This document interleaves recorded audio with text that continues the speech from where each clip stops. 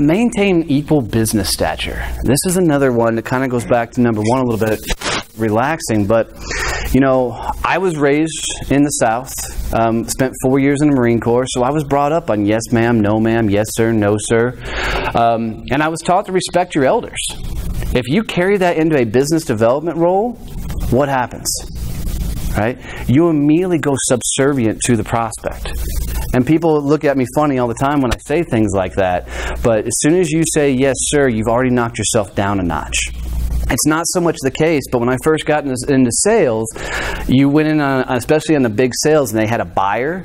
The buyer would actually lower the height of the chair, so you sat one rung below them, because they knew if they held the higher business stature in there, they controlled the conversation. And I've never been, but I hear Walmart's pretty much the same setup. You go in to sell to Walmart, and they literally will walk you into a white-walled room with a wooden desk and a wooden chair, and you have to go. You're Johnny on the spot right then and there, and got to pitch to one buyer. If you make it to that through that buyer, you go to another room, right? And they control your process all the way through, right? So maintain equal business stature. Eliminate the words like yes sir, no ma'am, yes ma'am, no ma'am, you know, all those type of things. Eliminate the word just. I hate that. People are all the time saying, oh, I just like to set an appointment with you. I just like to do that. I just want to ask you a question. Well, just ask the damn question, right?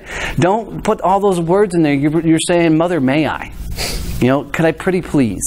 Right? As you're having these conversations, go in. You think business owners, they're making these huge decisions on a regular basis, right? They got to make sure the person that they're talking to is a person not only can they trust, but can deliver on the words that are coming out of their mouth, right? And if you walk in there and you can't meet that CEO toe-to-toe, and I'm not saying be a jerk, I'm not saying be egotistical, I'm saying meet them on toe-to-toe.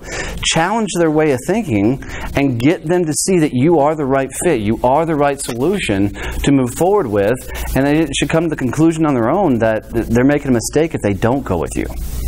And if you don't walk into that room with that confidence, you're not going to walk out with it either.